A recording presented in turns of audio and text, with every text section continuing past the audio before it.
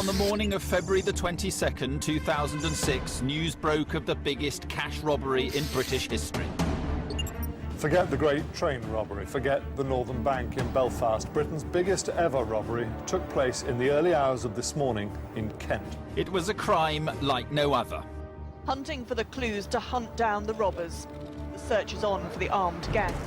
A raid on a cash depot during which robbers made off with an incredible £53 million. They'd held staff hostage before loading up a lorry with cages and even shopping trolleys full of banknotes. For the police, the key questions remain. Who are they? Where are they? And what will they do next? We're gaining valuable forensic evidence. We're developing intelligence on a range of suspects at the moment. The morale on the investigation team remains very high, and I remain confident that we will both catch and convict the people responsible for this. They'd pulled off an audacious crime, but would the armed gang have the cunning to avoid capture and enjoy the spoils of Britain's biggest ever heist?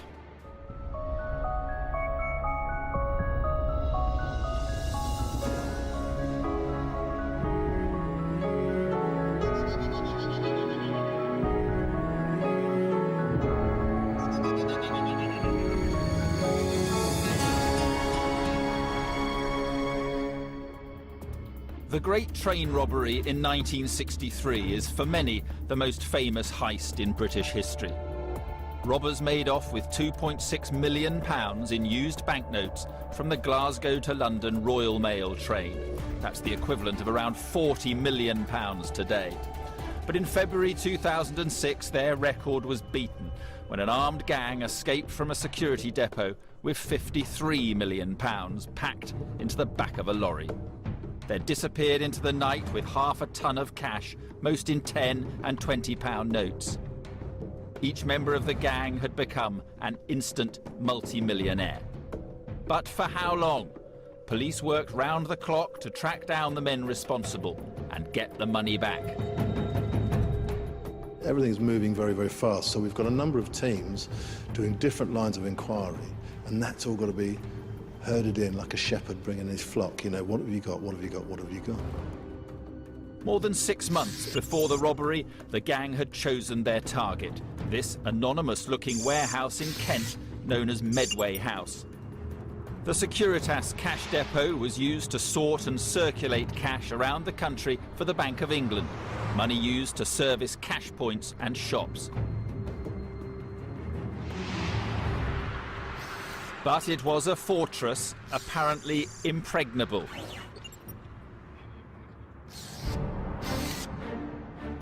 The compound was surrounded by CCTV cameras and high steel fences.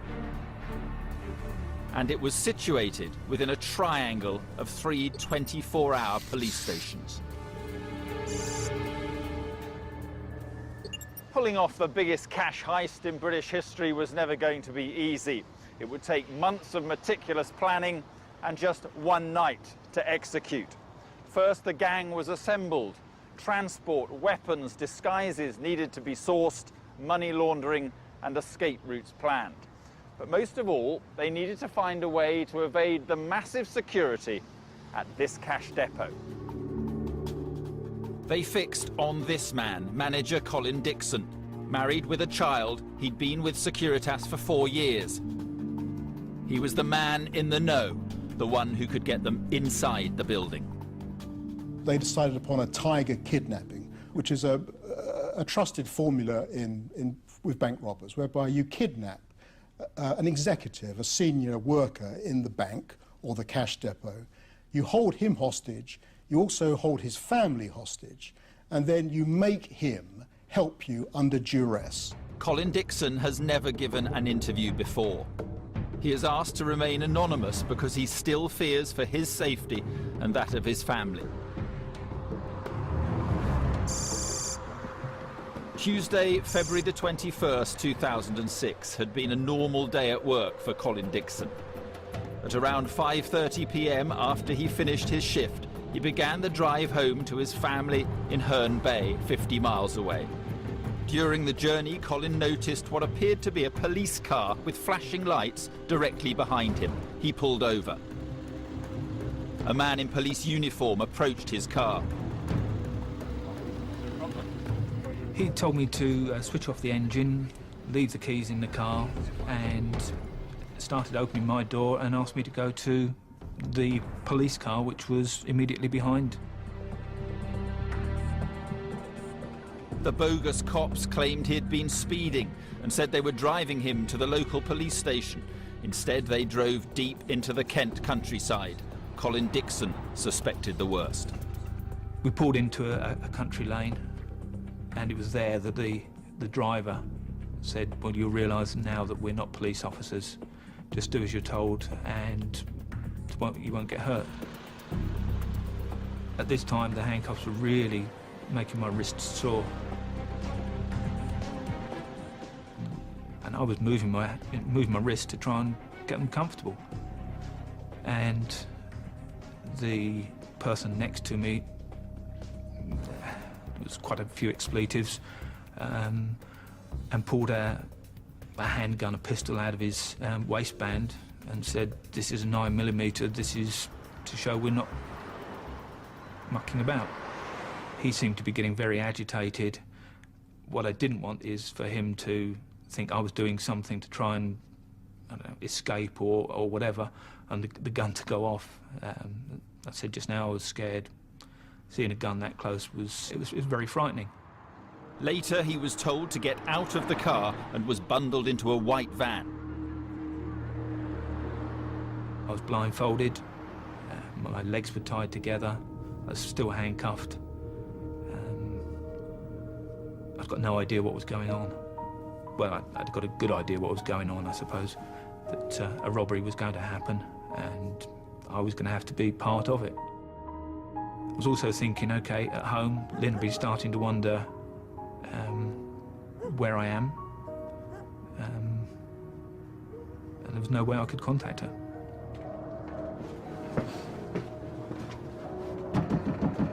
What Colin didn't know was that while this was going on, robbers disguised as police had called at his family home. They told Lynn Dixon that Colin had been in a car crash and they could take her to the hospital to visit him.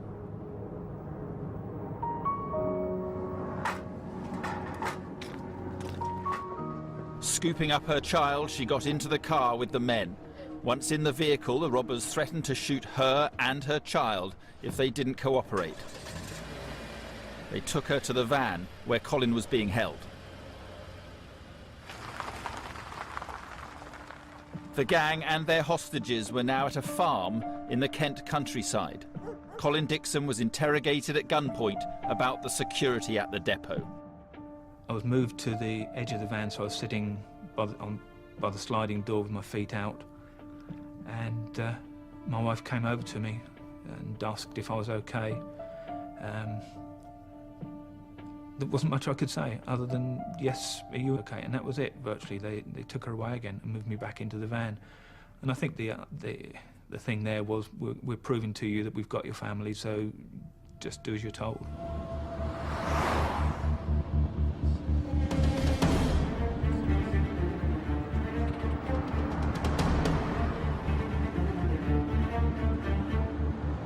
With a gun pointing at his wife and child, Colin Dixon knew the choice he had. Let the gang in the depot or risk being killed alongside his family.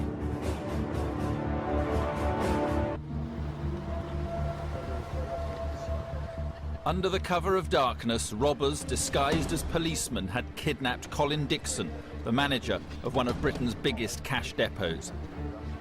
They were also holding his wife and child at gunpoint.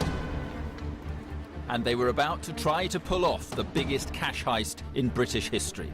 As we got close to the centre, and I really could feel my heart beating, pumping at that time. Thinking, OK, what happens if things go right? What happens if things go wrong? If things go wrong, I don't know where my family are. If things go right, I still don't know where my family are, but if I could trust these people, bearing in mind that they were criminals, obviously, and they'd got my family away from me, what would happen? Would they keep to their word and release them? Almost 8 hours after he'd left work, Colin was back at the depot. With a gun in his back, he approached the entry control room. So I said to the guy in the control room, look, they've got my family, just do as we're told. And the gun was brandished, and he was tied up. Then forced to let in the car and the other robbers into the building. From there, it was very alarming, frightening. I wanted my staff to be safe. I wanted my staff to not do anything silly that could put my family at risk, because at that time I knew the car that we were in had arrived. My family could be anywhere, I just didn't know. 7 gang members armed to the teeth were now inside the depot. Meanwhile, the 14 staff were getting on with work as normal. Shift manager Alan Thomas was at his desk. His colleague Michael Lawton Zimmerman was sorting notes. Came in about 1 o'clock in the morning. Colin came in with what I suspected or I thought were 3 policemen. He walked in through the doors. He looked at me and he said, "Oh, I'm sorry, Alan." I thought perhaps they'd had somebody under surveillance, perhaps somebody had been stealing money and they'd had them under surveillance and they'd come in to arrest them. So I thought he was saying sorry because he was going to leave me short-staffed. But then the lead policeman pulled a gun out and stuck it into my face and shouted, "Get down, get down." You, get up, get up. I managed to catch sight of the person who was behind him and noticed that he had a shotgun, and he was also wearing a mask, like a paintball mask. And then I realised that they weren't policemen, and I better comply with what they were saying. You, get up, on the floor. Down, down. And back. Where I was standing, there was a little partition barrier, so I couldn't actually lie down where I was, so I had to walk round towards him and lay on the floor, and he proceeded to cable tie my hands together, and as he done that, the rest of them went into the room where the rest of the staff were working.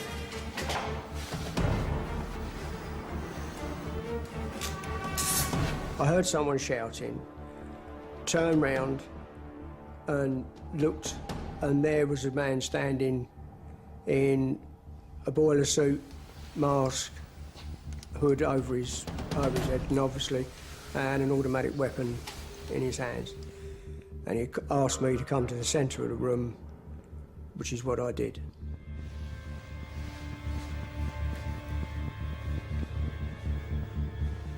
I was aware of Colin Dixon to my left, and he said, "Don't do anything, they've got my wife."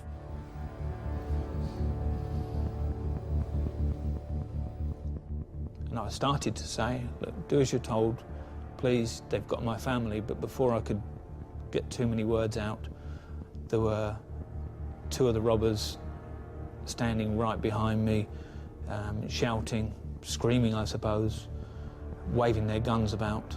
They're all on the floor, the policemen are swearing, shouting, effing and blinding, guns, cable ties are produced, their hands are tied very tightly.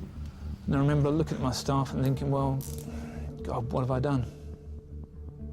And at that time, I really didn't know what I'd done. Well, I knew what I'd done, but what the consequences were going to be. One elderly man, his wristwatch is broken by the force they've been tied up with these cable ties. They're all soon in severe discomfort. They're very, very scared. They're manhandled, shoved about this depot. I was forced to let in the lorry into one of the loading bays. At that time, I had no idea at all that my family were in the back of that lorry. They knew who were there because they were asking, well, who is so-and-so? So that to me indicated that not only had they got an insider, but they knew exactly who was going to be in the building at that time. All the staff were forced, and I was then forced to lay on the floor whilst They tried to take as much money as possible away. In fear of his family's lives, Colin opened the vault.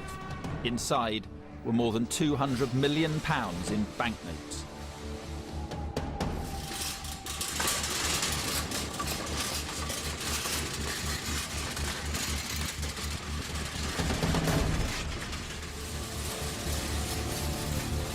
For the next hour, the robbers went backwards and forwards, filling their lorry with money. Using cages, holdalls, and even a shopping trolley. I was laying there trying to work out, okay, where do we go from here? But also, you know, how much was being taken, how long it was going to take before they actually had enough and would go and leave us. Wishing the time away, I suppose, wishing the time would go quickly. Well, then you start thinking, well, the longer it goes on, the more you start thinking, oh, what are they going to do here? You know, are we going home at the end of the night? You know, they've been here an awful long time. You know, standing here with a gun on everybody. You know, what are they going to do when they finish? You know, are they going to be happy just to leave us here? You know, or not? Hurry up! Come on, guys, get it in. Hurry up! Michael, a man in his 60s with a history of coronary problems, worried he would have a heart attack. We're trying to keep calm and try to not show any outwardly, you know, sort of emotion or anything like that. But it's just welling up inside. And there was a period there for a period of time where I could literally feel myself shaking. At all times we were aware that they could shoot us. And that was probably the main reasons why we did what we had to do to survive. It's a survival instinct that kicks in, that overtakes most of your other all of your other emotions.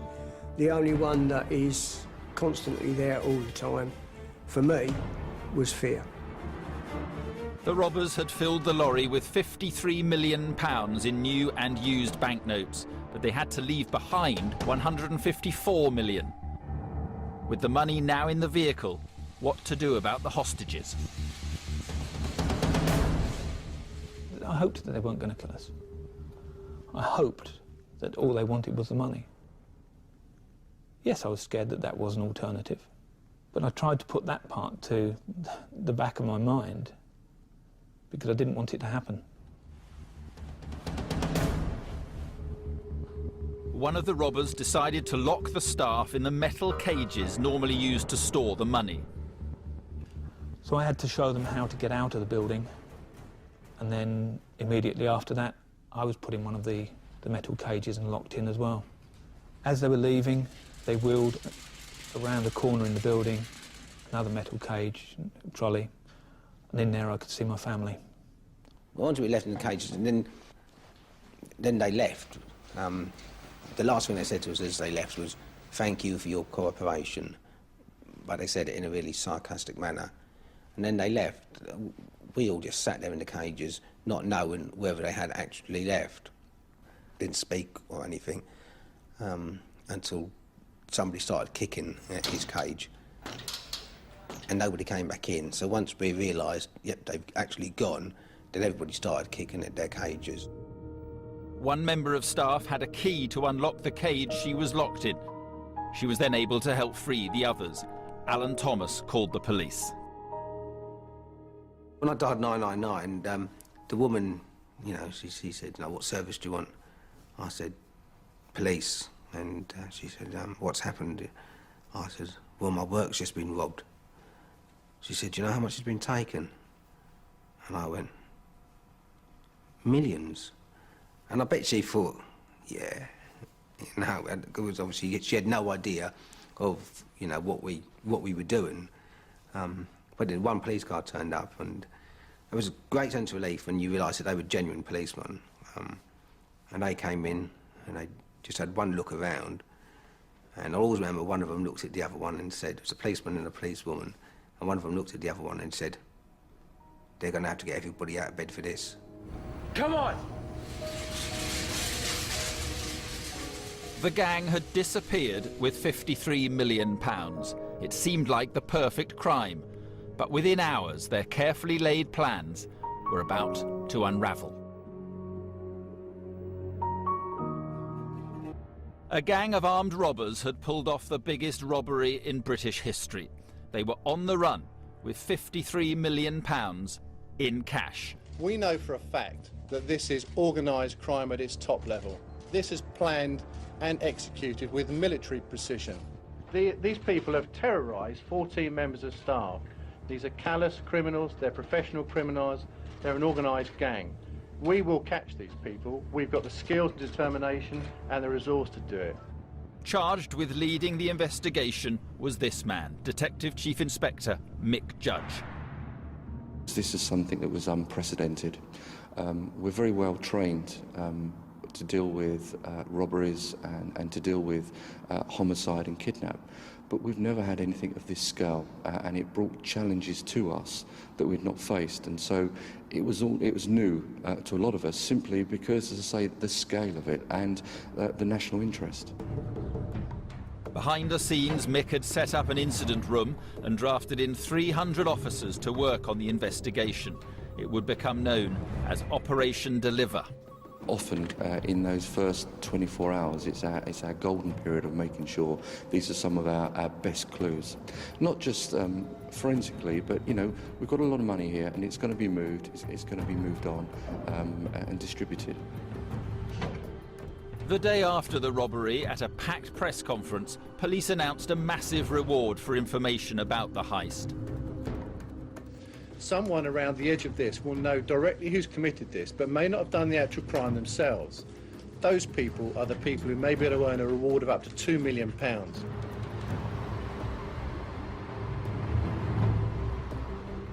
What the press didn't know was that same afternoon, police were about to make their first breakthrough. The robbers who kidnapped Colin Dixon and his family had pretended to be police officers, and he had seen their faces.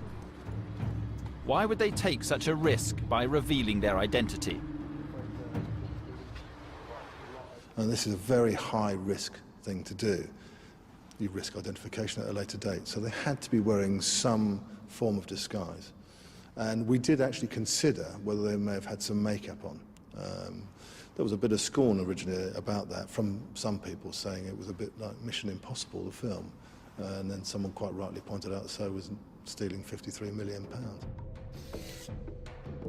Just 24 hours after the robbery, detectives raided this house in South London. They'd been given a tip-off that the woman who lived there, Michelle Hogg, had helped disguise the robbers. In her rubbish bin, they found latex masks that matched those used by the gang. It started to build that picture for us. We now had somebody who was capable of making prosthetic masks. We now were starting to get the answers as to how the police officers had managed to face their victims without hiding their faces, but hiding their identity. And that was quite critical. And that was our real first breakthrough. But who were the men behind the masks? Michelle Hogg wasn't telling. She said she had no idea the men were planning to commit a robbery, and she feared for her life if she revealed their names. But police were about to make another breakthrough that day. The gang had made a series of basic errors in the hours following the robbery. The first, they'd failed to get rid of the getaway vehicles properly.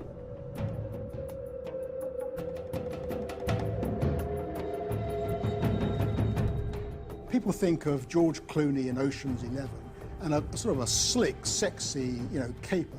But this isn't that at all. This is really an Ealing comedy made up of a bunch of idiots and bruisers and chancers who are a bit hopeless, sometimes quite amusing, sometimes a bit frightening, and generally an entertaining mix of all those things. One of the vehicles found by police was a van used to hold the Dixons. The red van, we call it a red LDV van, which had been disguised as a parcel force van, had been sold through various auction sites and had then been registered to business premises linked to Stuart Royal. The Vauxhall Vectra, which had been fitted with the siren and the police lights, had also been purchased and registered in the same premises name, linked to Stuart Royal. So we had this very strong link very early on to Stuart Royal. Stuart Royal, a local car dealer, was one of many names that had already been given to the inquiry team. The discovery of the vehicles made him a prime suspect. Stuart Royal was a fat old middle-aged man with a belly and a bad back, and he couldn't see straight, and he couldn't even sell second-hand cars to make a living. The whole thing was rather comical, really. We are trying not only to arrest the people involved, we're also trying to recover the money. So we have to carry out some inquiries to see who else do they link into. At this stage, we know this information, but they don't know. And we have to tread very, very carefully here, because if we move too quickly, we may alert, but if we move too slowly, we may move evidence. And these were some very critical decisions that were made at this time of the inquiry. The decision was made not to arrest Royal immediately. Operation Deliver was building momentum. The day after the vehicles were discovered, police found 14 cages that had been used to move money during the robbery. They'd been dumped in a field near Maidstone. That same day, the discovery of yet another vehicle involved in the robbery put 2 other names in the frame. At lunchtime in the car park of the Ashford International Hotel, this white Ford Transit van. It's been reported, but not as yet confirmed, that it contained stolen cash. These photographs said to show the police removing items, possibly that money, from the van. Also within that vehicle was firearms, balaclavas and flap jackets. Really good opportunities for us in terms of forensic examination, so it's an important lead for us. The gang had made their second basic error. They'd left behind vital evidence for the police. The discovery of the van was huge. The reason for that is we had absolutely identifiable money from the depot, in excess of £1 million, which could clearly be identified as coming from the depot because it was still in its original wrappers. With that, we found body armour, a balaclava and a Scorpion machine pistol. Now, these were vitally important. A Scorpion machine pistol is a very identifiable weapon.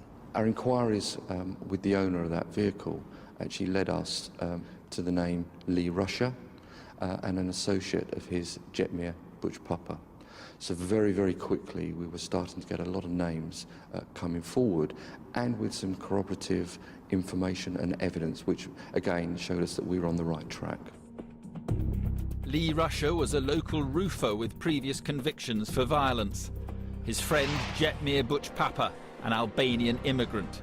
Both did casual work for car dealer Stuart Royal. But this Kent gang were a pretty hopeless bunch of amateur misfits, knuckleheads, bruisers. I mean, these weren't serious.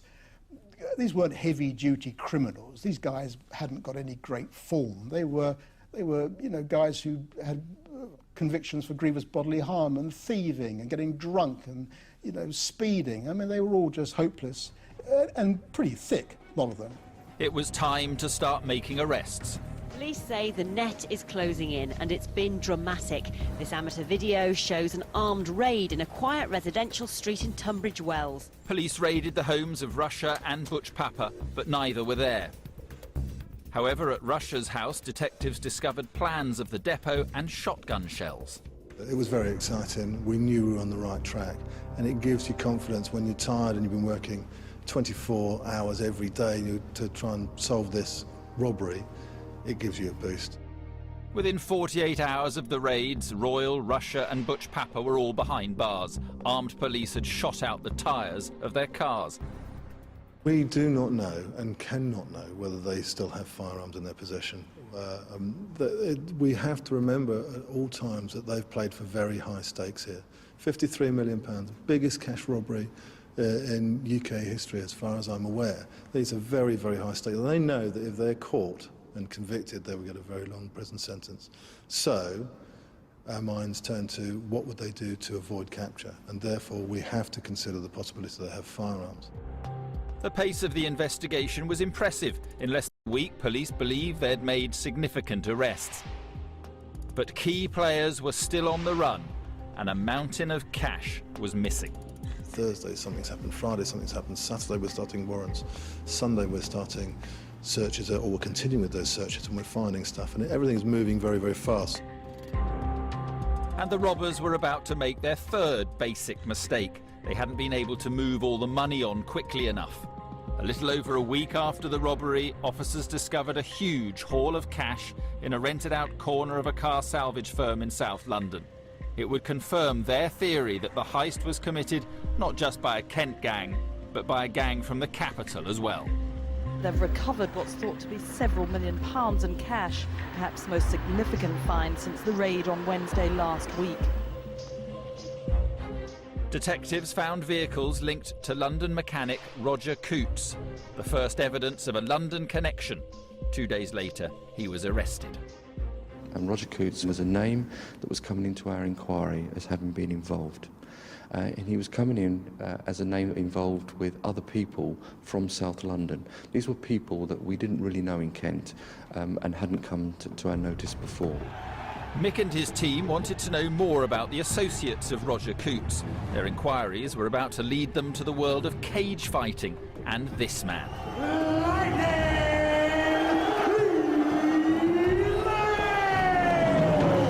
Oh, the hairs on the back of my neck is standing up, Rob. Everybody's hungry for this one. The fans just cannot wait. Lee Murray was a celebrity hard man, one of the biggest names in the sport, based on a mix of martial arts. Lee Murray, both men just trading blows. That's what the crowd want to see. Anderson Silva's taken a couple, and they move to Grand. His best friend was Paul Allen. Both grew up on the same South London estate as Roger Coutts. Lee Murray and Paul Allen's names were already within the inquiry. They'd already come in as part of our inquiries. But once we discovered the cars and the link with Roger Coutts, it concreted our suspicions. Lee Murray was a proper up-and-coming South London gangster who knew his way around drugs and guns and had something about him. Actually, isn't stupid.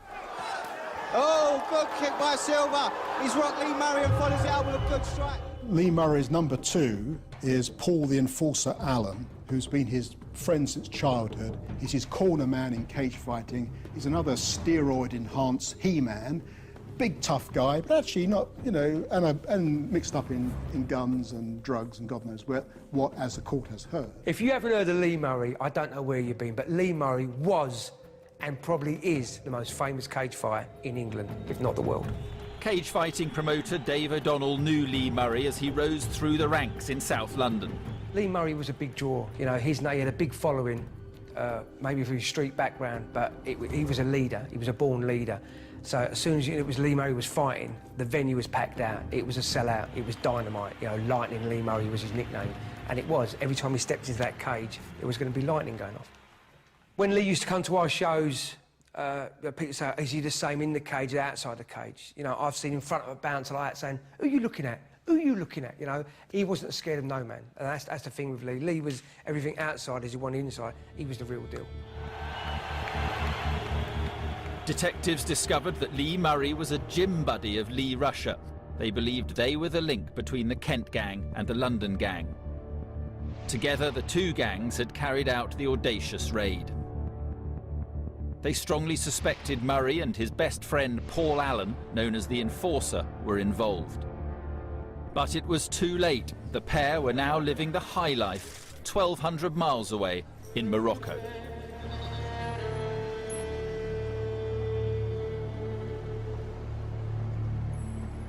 I went to Morocco and I investigated how Lee Murray's life in Morocco. And he lived very conspicuously and he lived very extravagant.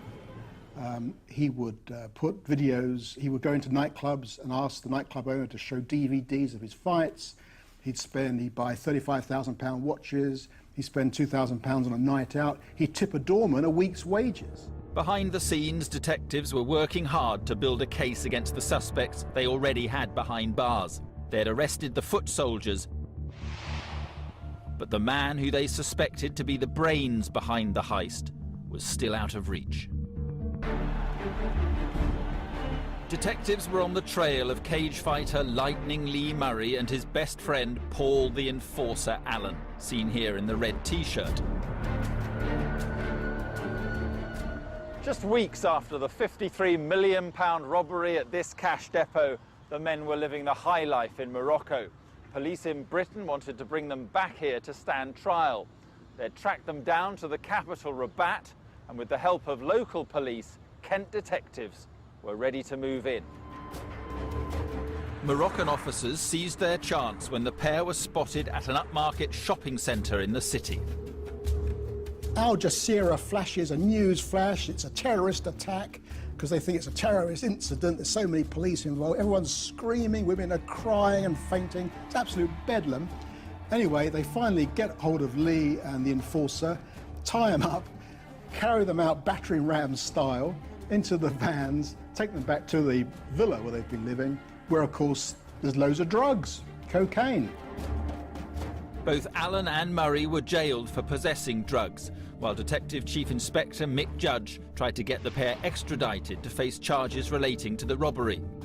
Meanwhile, back in Britain, police were preparing to put the other suspects on trial. In June 2007, less than 18 months after the robbery, the trial began at the Old Bailey amid tight security. The jury was told that the gang had an inside man who had helped them plan the robbery. It wasn't depot boss Colin Dixon, as some had suspected. It was this man, Albanian immigrant Ermir Husenai.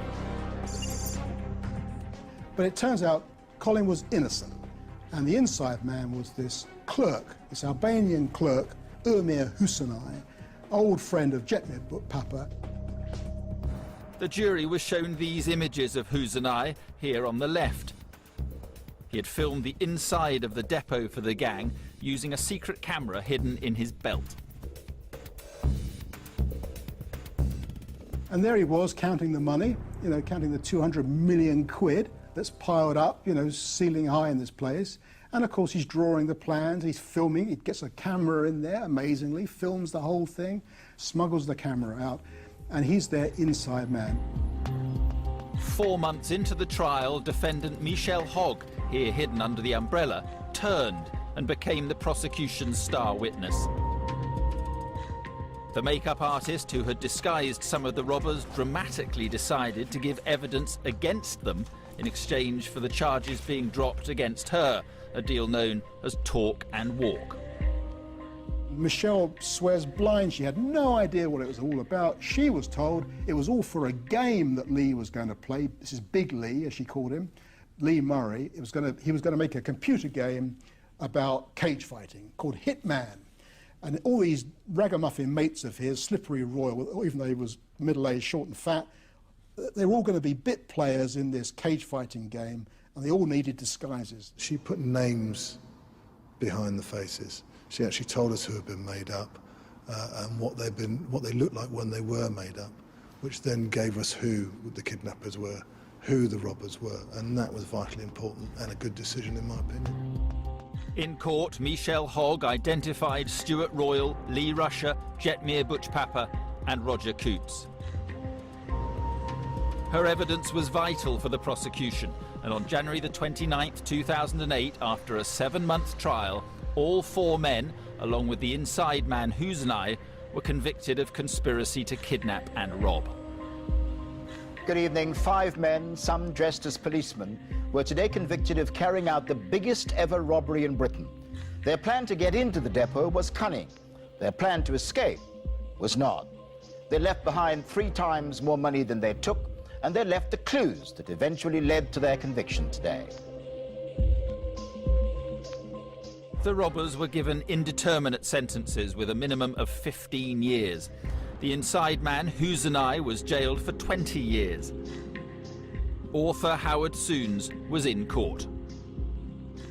Hogg had got her get out of jail free card, so she was scot-free. And Stuart Royal, Slippery, didn't even have the guts to actually face the verdict. Wouldn't leave his prison cell at Belmarsh, for the actual verdict, hadn't been in court for weeks. The only guys who faced the music, as one might say, were Russia, who took it like a gangster. You know, he was like a Corleone, double-breasted suit. He stood there, took it on the chin. Ermir, who seemed a bit emotional. Butch Papa, who, as one of his defence people told me, I said, your man looks cheerful. He said, well, he's pretty thick too. I mean, he didn't seem to know how much trouble he was in. I mean, he's not going to get out of prison until 2022. Make-up woman Michelle Hogg, who denied any wrongdoing, was given a new identity under the Witness Protection Scheme. Detective Chief Inspector Mick Judge was in Morocco when he heard the verdicts. He was about to bring Paul Allen back to Britain so he too could face trial. The authorities had agreed to extradite him. They refused, however, to extradite Murray. He had claimed Moroccan citizenship. His father was originally from the country. At Paul Allen's trial in January 2009, he pleaded not guilty to involvement in the robbery and kidnap. He got a hung jury, so we had to do the whole thing all over again. So there was a third trial scheduled, but at the start of the third trial, dear old Paul, the enforcer, threw his hands up to it and said, I'm guilty, gov, did a bit of a deal, got a slightly lesser sentence, and was hauled off to do 18 years. Allen had admitted his part in planning the robbery. But what of Lee Murray? Of all the gang, he got off most lightly when eventually convicted in Morocco and jailed for 10 years. Today, the police investigation is far from over. There were 7 robbers in the cash depot that night, and detectives want to speak to Kehinde Patterson. They believe he could be the man wearing the bogus police uniform. Detectives also want to speak to this man, Sean Lupton, suspected of being the money man. He's believed to have fled to northern Cyprus, possibly with 32 million of the 53 million pounds stolen. So where's the missing 30 million? Well, Lee Murray had a big lump of it, didn't he? Because he bought himself a mansion in Morocco. Paul bought a mansion, they bought themselves fancy cars, and they spent a fortune. So they had a big lump of it. And the evidence heard in court was that other money got to Cyprus, and one presumes some got to the West Indies with Kehinde Patterson, if indeed that's where he is. And Dubai has also been mentioned. And of course, the truth is that this 30 million has long since been split up and it's been distributed in the criminal fraternity. There is always going to be, in a case like this, money that's never recovered. We will continue to pursue those people responsible, and we get the money back via assets. Of course, it would be lovely to have all of it back in the depot where it was taken from. But realistically, I think we've done remarkably well to get as far as we have. This is not an unqualified police success story. The police did a very good job. The police do a difficult job. But 30 million quid plus is missing. And I think it's very unfortunate that Lee Murray wasn't focused in on and picked up before he left the country. But what of the victims of this crime? Colin Dixon and his family had to start a new life away from the home they loved. He also had to leave his job. Things could have turned out so much differently. If the police had turned up early, I don't know how the robbers would have reacted. They might have harmed my wife and child. Any member of staff could have been shot. We are lucky to be here. Lucky to be alive. Meanwhile, others who were with him that night still bear the mental scars of what happened. You still get nightmares. See, people will look at this programme and they will think that was a big heist, you know, the biggest heist in Britain, and it was in the past. I mean, it's very real and present to me.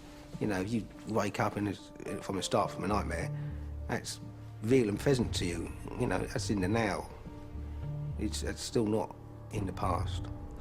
I think we all think we understand what fear is, from little kids to as you get older. Different things you think that's fear. In those circumstances, you know what fear is, and it's something that I will never ever forget. I know that smell and taste, and I will live with that for the rest of my life.